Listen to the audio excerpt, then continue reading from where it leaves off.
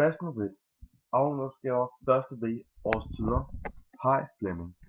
Du spørger i disse opgaver, hvornår er det forår, sommer, efterår og vinter. Jeg har skrevet derfor, det kommer an på, hvor jorden ligger omkring solen.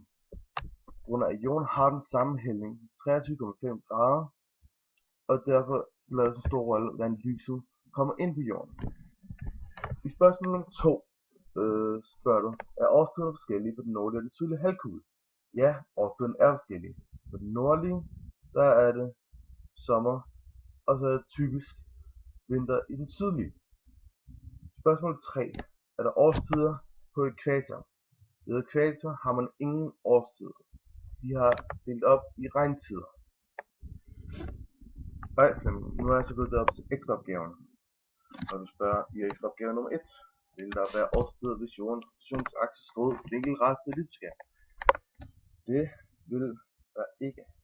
Der vil ikke være nogen årstid, hvis jorden stod vinkelret.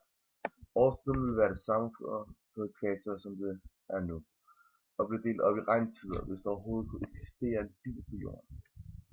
I ekstraopgave nummer 2 spørger du, med hvilken vindegrad finder vi den nordlige og sydlige vindkreds samt polarcirklerne.